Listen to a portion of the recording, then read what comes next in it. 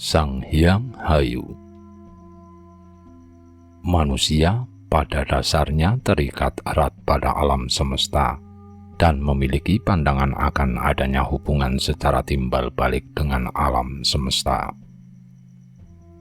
Pandangan demikian antara lain tampak dalam masyarakat Sunda sebagaimana digambarkan dalam salah satu teks hasanah naskah Sunda kuno yang berjudul Sang Hyang Hayu. Naskah Sang Hyang Hayu ini terdapat pula dalam koleksi Kabuyutan Cipurui Garut. Menurut teks naskah Sang Hyang Hayu, tata ruang jagat terbagi menjadi 3 susunan. Ini menggambarkan bahwa konsep tata ruang masyarakat Sunda secara kosmologis cenderung bersifat triumvirat, 3 serangkai atau tritunggal. Dalam tatanan ini, mereka berupaya mencari makna dunia menurut eksistensinya, yakni menyangkut keluasan atau lingkupnya yang mengandung segala macam dunia dengan seluruh bagian dan aspeknya, sehingga tidak ada sesuatu pun yang dikecualikan. Ini artinya masyarakat Sunda memiliki pandangan tentang kesejajaran antara makrokosmos dan mikrokosmos, antara jagat raya dan dunia manusia. Teks Sang Hyang Hayu diawali dengan seruan sang pembicara kepada para pendengarnya, khususnya kepada para pencari ilmu pengetahuan, supaya dapat menyimak secara sungguh-sungguh mengenai pokok cerita dari ajaran suci yang dituturkan seorang maha guru. Pembicaraan diawali dengan asal mula penciptaan, terjadinya para dewa golongan Siwais maupun golongan resi yang dikenal dengan istilah Pancakusika. Aneka ragam Buddha dan termasuk ruh-ruh jahat.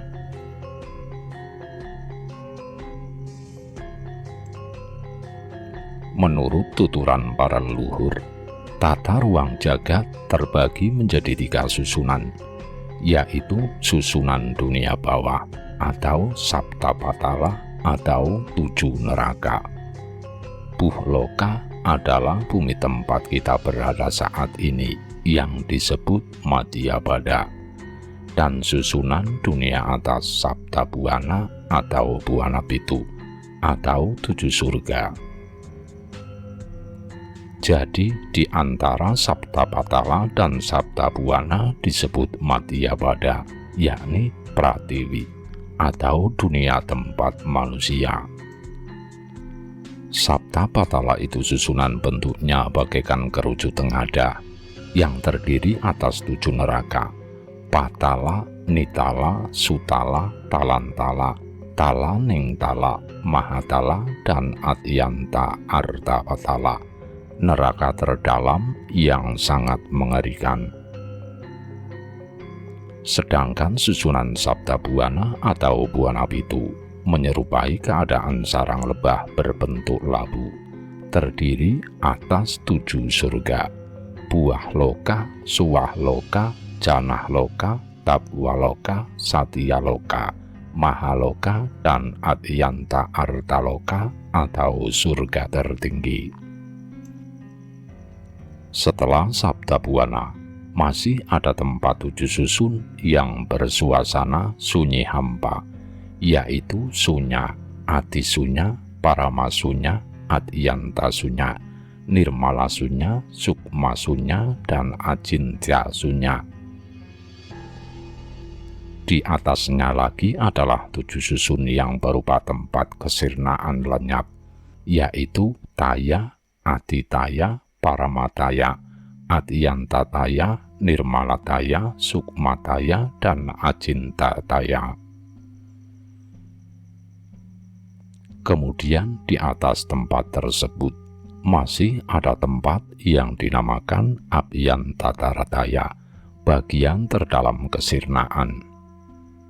Abyantarataya artinya tidak dapat terjangkau oleh cahaya bintang, rembulan, matahari, pelangi, biang lala, kabut, asap, awan, hujan, petir, halilintar, guru, guntur, meteor, paramanu atau partikel-partikel kecil atom, dan berbagai suara makhluk hidup.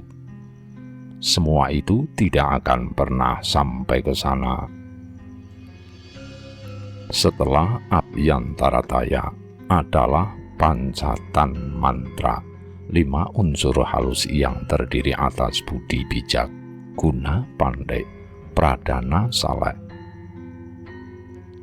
Di atas itu terdapat sunyataya nirmala, kesunyian, kesenyapan suci abadi, dan berakhir pada kanisrarayan atau kemahakuasaan kebebasan tertinggi, yakni takdir. Hal tersebut adalah salah satu tugas para mahaguru untuk menjelaskannya kepada pencari pengetahuan. Di samping terus berlomba dalam belajar serta beribadah demi mencapai kesempurnaan hidup, baik di skala dunia kini maupun di niskala akhirat kelak. Pada bagian berikutnya ditegaskan bahwa tidak ada lagi tempat selain yang telah disebutkan tadi. Alam semesta ini pada kenyataannya tanpa batas, yang namanya arah penjuru mata angin, utara, timur laut, timur, tenggara, selatan, barat daya, barat laut, atas maupun bawah, itu hakikatnya hanya ada dalam angan-angan. Di dalam angan-angan itu pula lah bahwa surga itu adanya di atas, tempat para ruh halus, seperti ruh para makhluk suci, ruh para leluhur, dan ruh para pemimpin yang saleh. Para pandita kaum cendekia menyerukan kepada semua manusia untuk senantiasa memperhatikan Sang Hyang Dharma, kitab suci petunjuk keadilan. Ada prinsip 3 rahasia penting yang mesti diketahui dengan susunan sebagai berikut: Brahma, Wisnu, Iswara, Budi, Guna, Pradana. Kedua susunan ini dinamakan Trihyantakarana, panca indera terdalam. Kemudian adalah Prabu, Rama, Resi, yang disebut Tritang Tudibuana, 3 pelaksana ketentuan di alam dunia. Berikutnya ialah Dharmakaya, Dharmadhatu, Dharmatar, Kaya, Wacita, Dharma, Buddha, Sangga, Pratiwi, Akasa, Antara, Mata, Talinga, Tutu, Ulah, Sabda, Ambekarahayu, Sunyataya, Paramarta, Linglang Hening, Nirawarana, Sekul, Tuah, Iwa Akiwa.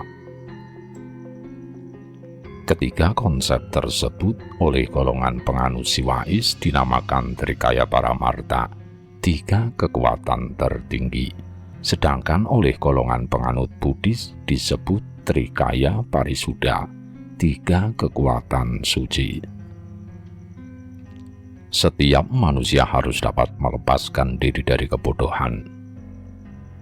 Lihatlah ahli bangunan, pelukis, pemahat, perantai bunga, dan pekerja lainnya, termasuk pula bermacam ajian berupa ayat-ayat suci dan doa-doa.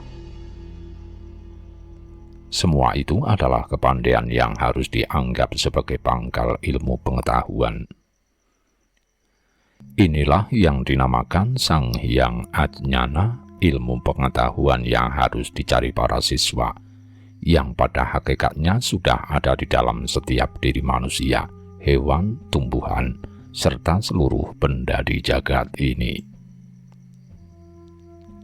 Ajnana itu sendiri sesungguhnya merupakan jelmaan dari 3 jnana yang terdiri atas simbol dari bayu angin yang keluar masuk melalui hidung, hakikatnya sebagai nafas. Janya simbol dari sabda atau bunyi ucapan yang biasa terdengar, hakikatnya merupakan peringatan. Na simbol dari hedap atau itikat hati nurani, yang dapat menjangkau apa saja dan mampu menjelajah kemanapun tanpa mengalami kesulitan. Bahkan sanggup menembus sabda patala, sabda buana, dan sebagainya. Inilah yang namanya angan-angan atau pikiran. Tanpa bayu, sabda, dan hedap, manusia seolah-olah hanyalah bangkai-bangkai yang lama-kelamaan busuk dan hancur. Segala makhluk beserta alam semesta ini hakikatnya ialah jelmaan tiga rahasia dari unsur bayu, sabda, hedap yang bisa melenyapkan kebingungan dan kebodohan, dapat menyingkirkan sifat-sifat tamak, dendam, iri, dan dengki. Bayu, sabda, hedap harus digunakan untuk mempelajari kitab suci dan melaksanakan syariat peribadatan, sehingga akan tercapai suatu kekuatan dan kemuliaan. Bagi para mahaguru, sunyataya para martawisesa, keagungan, keheningan alam sirna abadi adalah tempat pengobar bayu, guna melenyapkan kebingungan, kenikmatan tidur, dan nafsu birahi. Sedangkan aji mantra barali, petunjuk puja ilahi, adalah alat pengobar sabda tatkala melantunkan ayat-ayat kitab suci. Kemudian yoga samadhi kekusukan merupakan upaya pengobar hedap untuk mengagungkan Sang Halik. Adapun bayu itu mengandung makna yang sangat luas. Bayu itu tidak terbatas tempatnya. Bayu itu adalah segala yang terasa dan teraba. Mengenai peristilahan maupun pengertiannya dapat dipelajari dalam Dasanawa Pariyaya, Kamus Istilah. Dari sekian banyak istilah tentang bayu, di antaranya dapat digolongkan menjadi 1. Pancabayu dengan urutan. Prana hidup, yakni bayu yang keluar dari kepala. Apana nafas, yakni bayu yang keluar dari dubur dan alat kelamin. Samana nyawa, yakni bayu yang keluar dari hati. Piana sukma, yakni bayu yang keluar dari bulu roma. Dan udana, angin, yakni bayu yang keluar dari ubun-ubun. 2. Bayu langgeng, ialah bayu yang berada di tempat terdalam.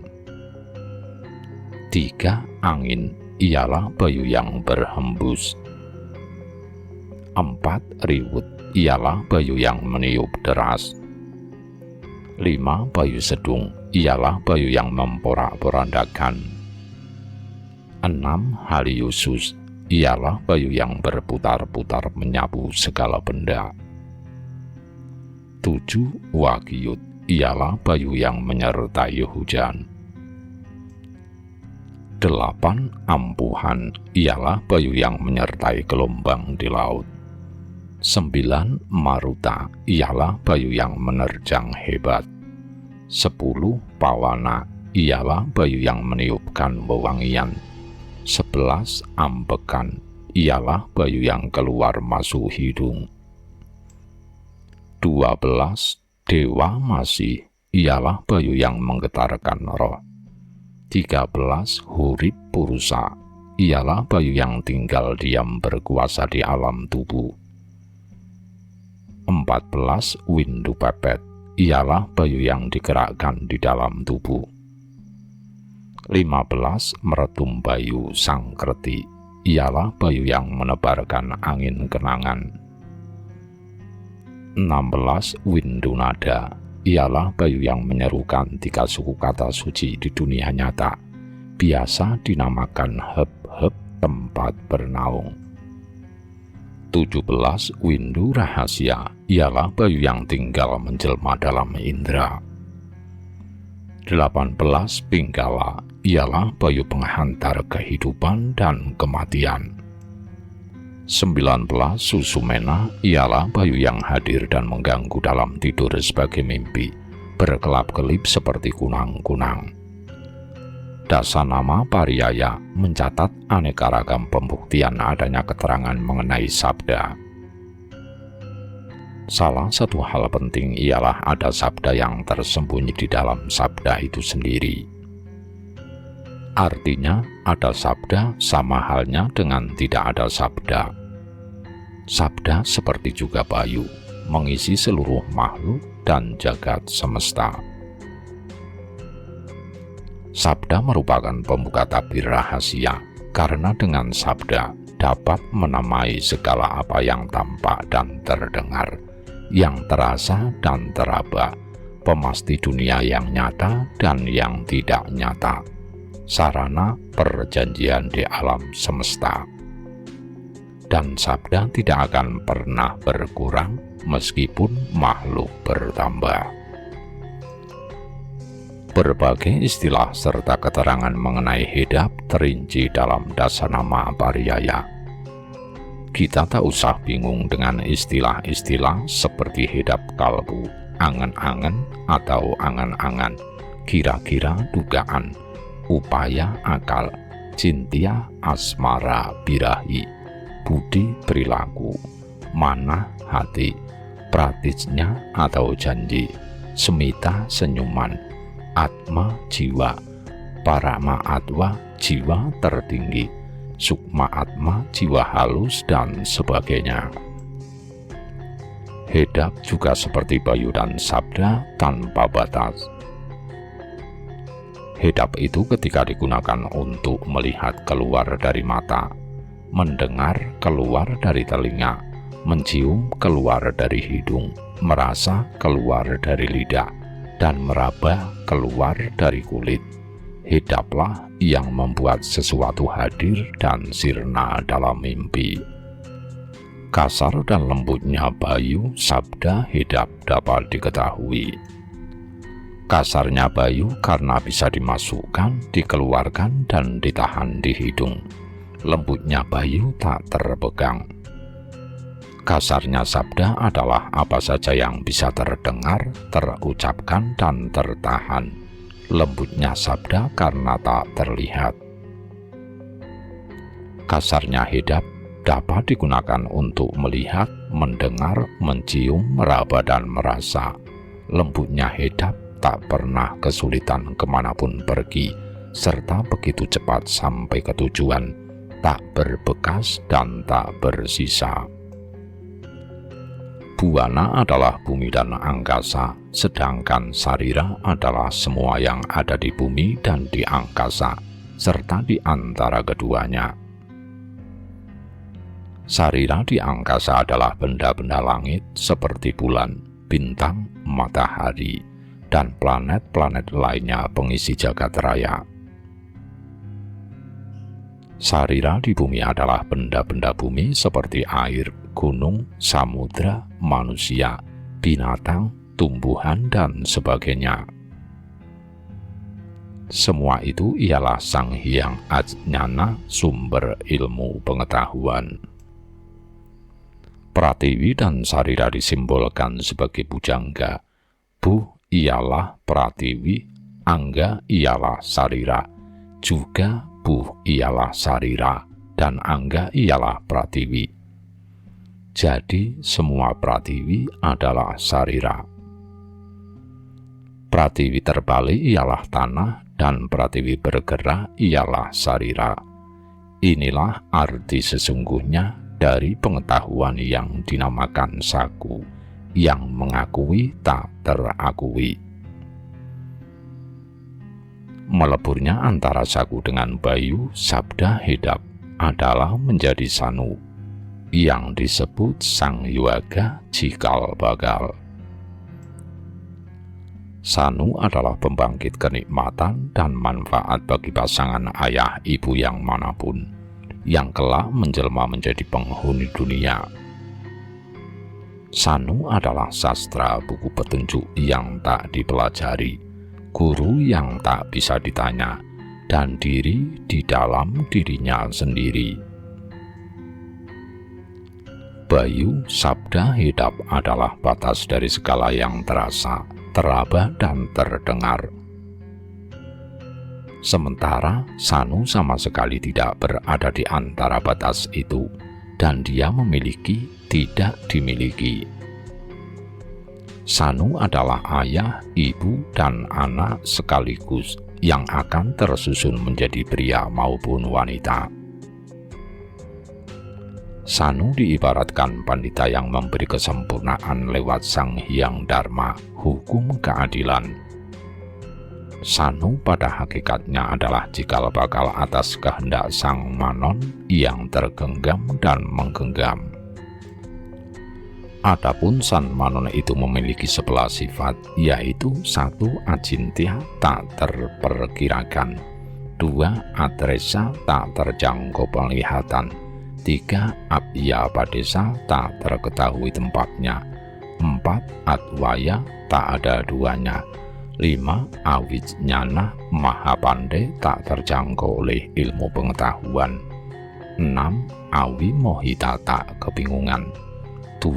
Awarna, tak berwujud rupa, bentuk, jenis kelamin; 8. Awasta, tak berasal usul; 9. Awajya, tak terkatakan; 10. Prabu Taribawa, raja dari segala raja maha kuasa; dan 11. Adyantaribawa, maha kekal abadi.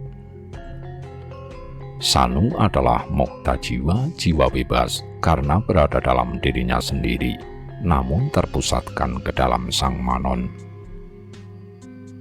Ketika Sanu menjelma dalam wujud kasar, ketika itu pula dia mengalami suka duka, lapar kenyang, tua mati.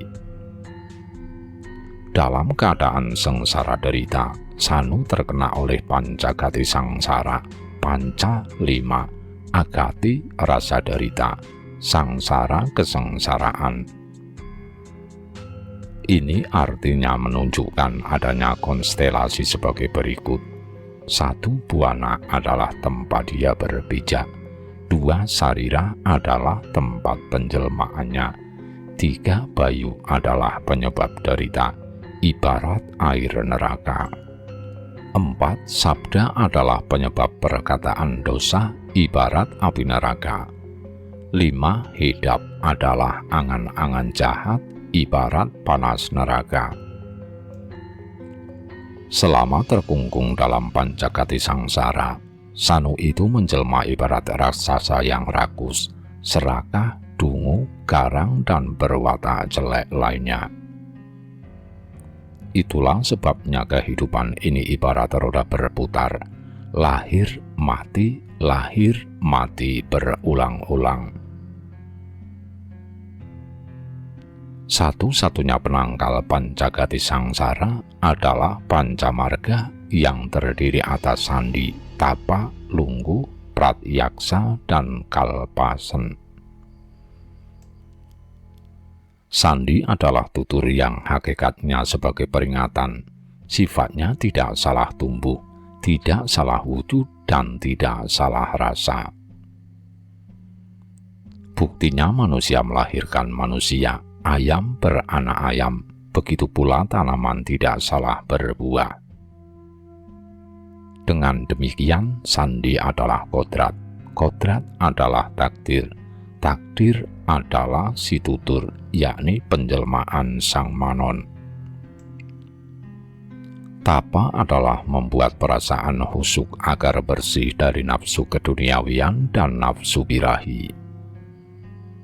Sang Manon bersemayam dalam buana, sarira, bayu, sabda, hidap, sehingga terkesan banyak. Namun sesungguhnya dia melampaui semua itu.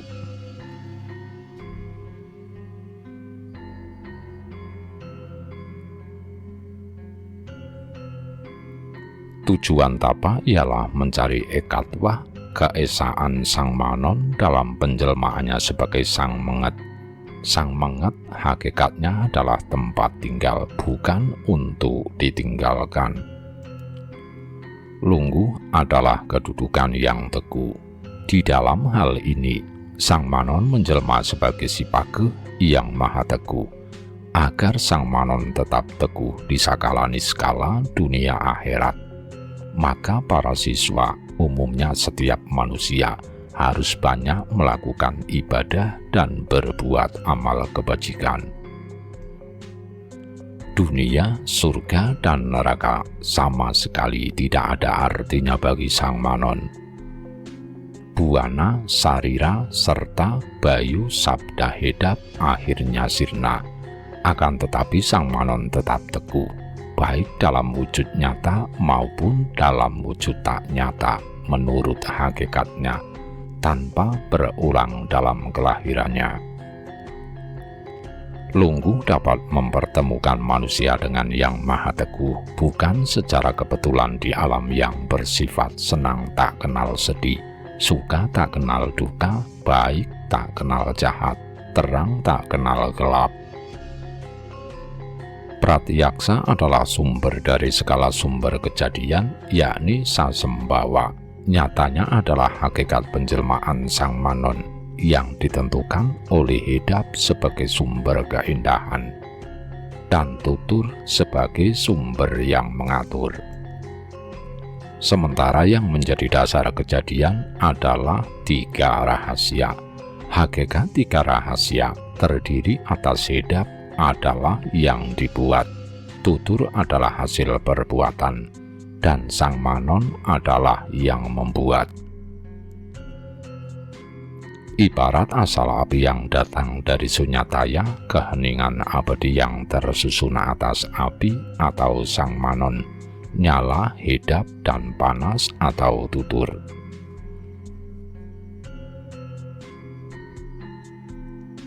Proses kejadian manusia, hewan, dan tumbuhan dasarnya pun 3 rahasia dalam susunan Hantelu atau Hantiga. Telur yang terdiri atas kulitnya, putihnya, dan kuningnya. Pada manusia dan hewan tersimbolisasikan menjadi Kama, Ratih, dan Hedap yang terproses dalam rahim. Pada tanaman padi, misalnya biji adalah Hedap, lumpur adalah Ratih, dan air adalah Kama. Demikianlah salah satu sifat Sang Manon dari Mahawenangnya, yakni wenang menciptakan dunianya sendiri, memperbadankan dan tak diperbadankan, tunggal maupun banyak. Adapun yang namanya rahasia kehidupan tersusun sebagai berikut. 1. Wujud kasar Sang Manon adalah Tutur. 2. Wujud kasar Tutur adalah Hedap. 3. Wujud kasar Hedap adalah nafsu dan kesenangan. 4. Wujud kasar nafsu dan kesenangan adalah Kama dan Rati. 5. Wujud kasar Kama dan Rati adalah Sarira. Cara memuliakan kehidupan dari nafsu dan kesenangan dapat ditunjukkan dalam perilaku. 1. Lembutnya diri manusia adalah Kama dan Rati. 2. Lembutnya Kama dan Rati adalah nafsu birahi dan kenikmatan. 3. Lembutnya nafsu birahi dan kenikmatan adalah Hedap. 4. Lembutnya Hedap adalah Tutur. 5. Lembutnya Tutur adalah Sang Manon. Lembutnya Sang Manon adalah terhindar dari nafsu birahi, dosa, tamak, bodoh, iri, dan sifat jelek lainnya. Akhirnya adalah sifat tangkes, artinya berusaha memahami secara singkat dan tepat. Ini dimaksudkan agar para siswa, umumnya manusia yang senantiasa belajar dan membaca sepanjang masa, dapat menemukan bagian-bagian penting dari alam kehidupan. Intisarinya adalah tuturan Sang Hyang Hayu, kebenaran yang indah, yang dapat dipakai sebagai jalan penerang. Kebenaran itulah yang menjamin kebahagiaan di sakala dunia kini maupun di niskala akhirat kelak. sekaligus sebagai sarana untuk mencapai kelepasan kebebasan hakiki. Seseorang dinyatakan sebagai pandita cendekia jika memiliki satu seruan berupa ilmu pengetahuan, dua kasih sayang berupa bayu, sabda, dan hedap, dan tiga kesibukan untuk memberi petunjuk, memutuskan, menemukan, berwibawa, berkuasa, dan teguh.